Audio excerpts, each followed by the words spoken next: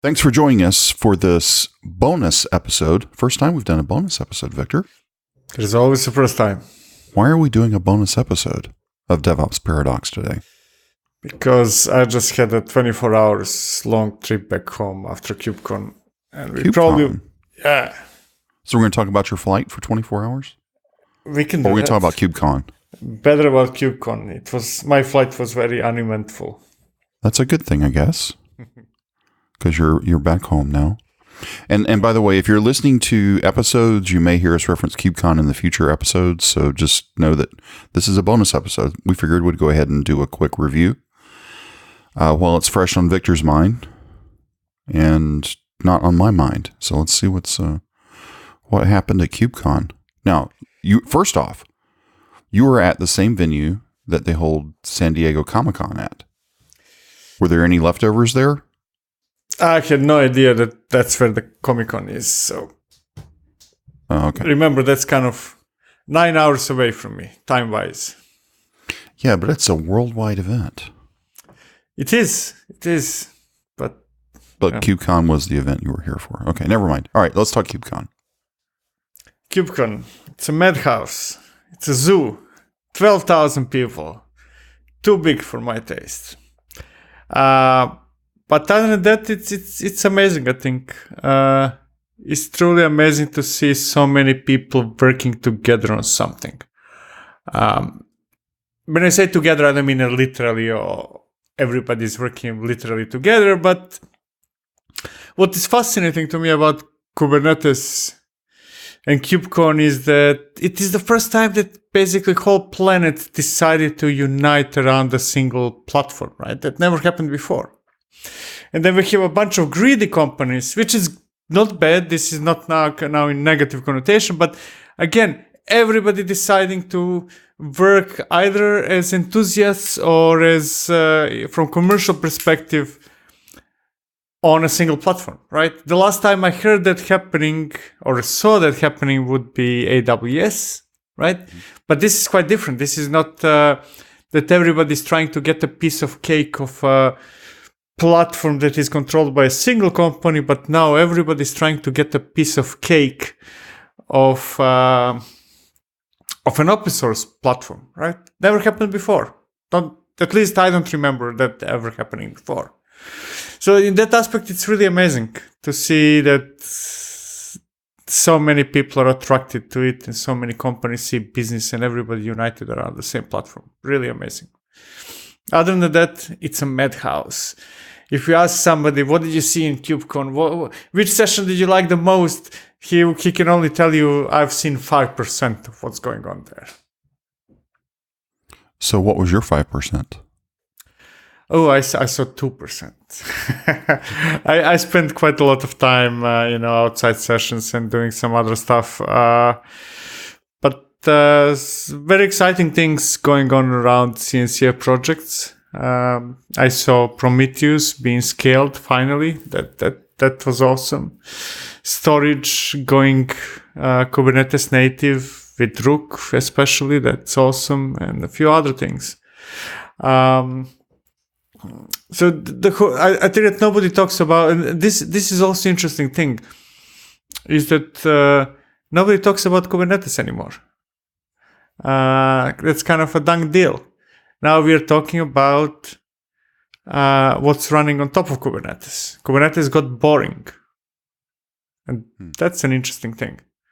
So kind of for majority of people over there, Kubernetes, yeah, that's just a given. That's a fact.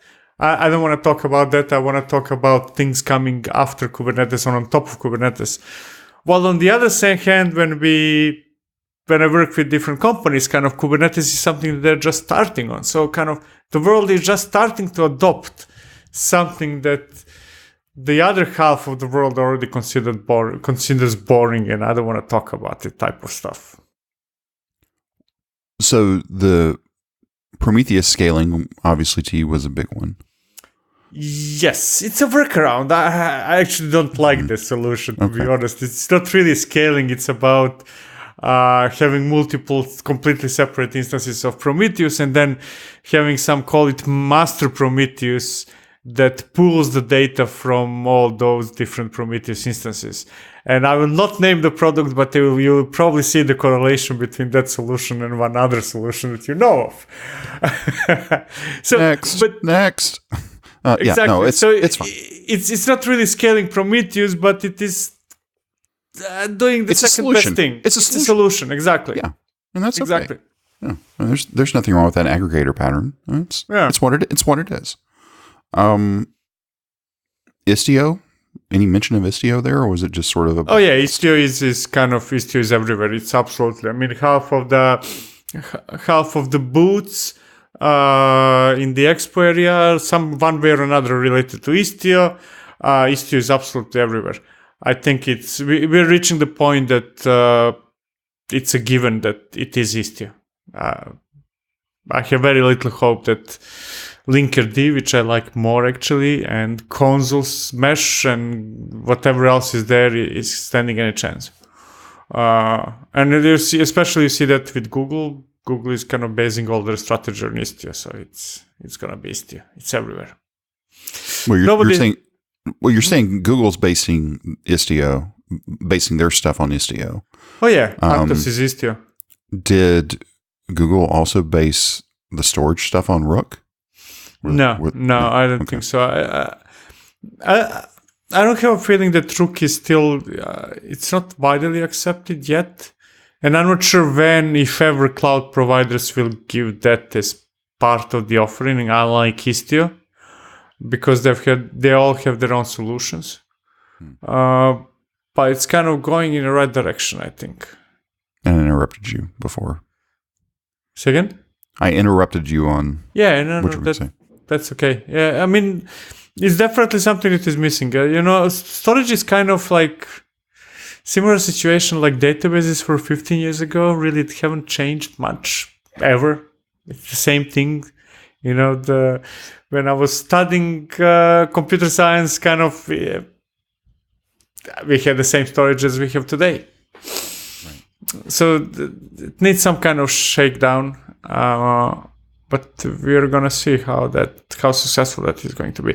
But on the other hand, Istio is about to graduate CNCF, and that's kind of a guarantee of a success in a way. If you join CNCF, you're halfway there. If you graduate, then kind of you become a standard, and that's probably gonna happen early to 2020.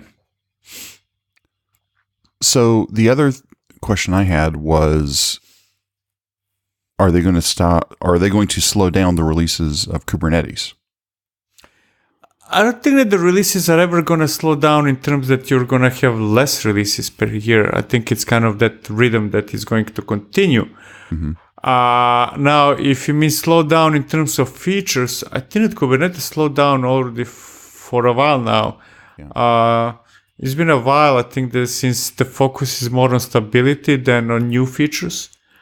And I don't think that the idea behind Kubernetes, I think that Kubernetes got as far as it will go. Now it's up to others to build the final platform, right? So Kubernetes is just a base that you're not supposed to use, but to use directly, but to use to build a platform. And that platform, so for example, that platform could be GKE, right? Or OpenShift, or whatever else. Any of those. Yeah. Any of those, or something that you assemble yourself if you feel really adventurous. I don't think we're going to see much excitement about Kubernetes. So what were the big, ignoring the big sizzle keynote type things, what were the big announcements to you? Like the real stuff that people would care about right now? I don't think that there are big announcements, to be honest, or at least among those that I've seen. Maybe I was picking wrong sessions and stuff like that. I think it's more about a lot of small things going on, and then we're now in a phase to see which of those small things are going to become the thing, right? The only of the big stuff, kind of life-changing things, I believe is Istio or Service Mesh, let's say. All the rest is still on a relatively experimental stage, trying to figure out what's, it's competing with each other. I think that we're in a similar situation like Docker was, companies building on top of Docker, which ended up being a disaster and all those things. But actually, the biggest there was one. I just remembered the biggest announcement related to KubeCon happened before KubeCon. Okay. That's Docker E being bought by, what was the name? Mirantis, something like that. Yeah. I think that the biggest explosion happened before KubeCon. There is no more Docker, or at least Docker as we know it. Most of the people went to somewhere else, a company called Mirantis, which I never heard of before. And Docker as a company is left only with open source now, which can be a good thing or a bad thing. We're going to see. Which had nothing to do with KubeCon. I believe it does, because... You think so? Okay. Yeah, first of all, I'm pretty sure that purchase of Docker is well-timed to be just before KubeCon. It's too big of a coincidence. And I think that marks the end of an era.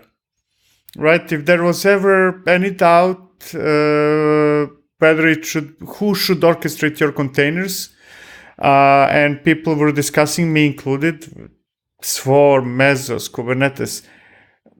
I think that makes it official. What many of us knew for a while now, it is Kubernetes, kind of like the last stronghold of anti-Kubernetes fraction is gone. Right. So I see it kind of the end of an era that was marked with that purchase, and that just happened at the same time as KubeCon. A few days before. Right. So Docker E no longer exists as we know it. Still exists, just differently. Exists as part of Mirantis. Yeah. Now, to be honest, I'm pretty sure that they know why they bought it. I don't. And I cannot imagine. Docker E was struggling to find a market, and now I can imagine it only struggling even more. So that's be interesting to watch, right? And we'll watch and see what happens. I don't think that there is anything it's going to disappear slowly into oblivion. There is nothing to watch. That's it. Nobody cares anymore.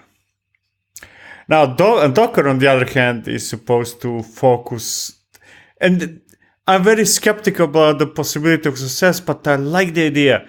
We're going to focus back on the tools that made us great in the first place. So basically, they gave away all that nonsense that nobody cared about, like Docker E, right? And with it, Swarm and God knows what else. So I'm fine with that. The real question is whether that Docker can come back from this or not. And now we wait. Now we wait. Actually, we're probably going to find out. I'm going to find out more detail in like 6 hours from now. Oh. So hopefully I can process this quick enough so people will... So this means we may have another bonus episode, just not today?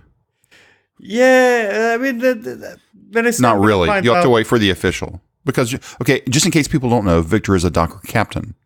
So that's the reason why I'm assuming. Yeah, exactly. So it's not going to be official. I probably won't be able to share.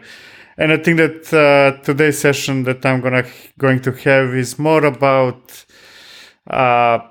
brainstorming than really having a roadmap.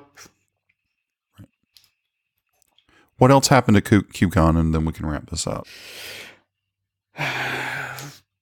Not much beyond sessions. Terrible rain that prevented us to have a good party outside as planned. That was bad. It's good to be in San Diego and being warm for a change. That's nice. But it's a madhouse. To be honest, I did not like it. I think it was just too big, too chaotic, too. So it sounds like it's hit the level of reInvent now. Yeah, I don't know how big it's is a big reInvent? party. It's 50 or 60,000 this year, I think. Okay, now this Not that big, but yeah, but still, it's on that trajectory right now. Yeah, exactly. And I don't know, maybe it's me that I'm not extremely fond of Well, you don't like big crowds. big crowds, exactly. That's why I don't go to soccer matches, probably. No, you just don't like soccer. I don't like soccer, but it's That's why you don't. It's a chicken and egg problem. Maybe I would like if I would like going to see it. I don't know. Yeah, probably not, because there'd be too many people. Yeah. Anything else to say about KubeCon? Nothing else really. So to quick recap it, Kubernetes is boring. Istio is going to be graduating. Prometheus. Yeah, sorry. Istio is not graduating. I don't think that Istio is. You're making the assumption. You're making. No. Rook. Oh, okay. Istio is not in CNCF as far as I know, but Istio is the de facto standard. It's being pushed by Google and it's being pushed by other vendors. I'm sorry, Linkerd, I liked you, but Istio wins. Yeah, I think so. Okay, so Rook is going to graduate. Yes, Rook is going to graduate, and that's very exciting to me. I think that for most people, it's not exciting. Kind of, it's storage. It's boring. But from what we work with, storage is everything. Oh yeah, I mean not we. Everybody and has everybody. A state. Yeah, everybody has a state. Yes, and everybody suffers the same problems: speed versus availability. Yeah, we'll see. All right. So this is good? This is good, I think. All right. So thanks for listening in today for this bonus episode of DevOps Paradox.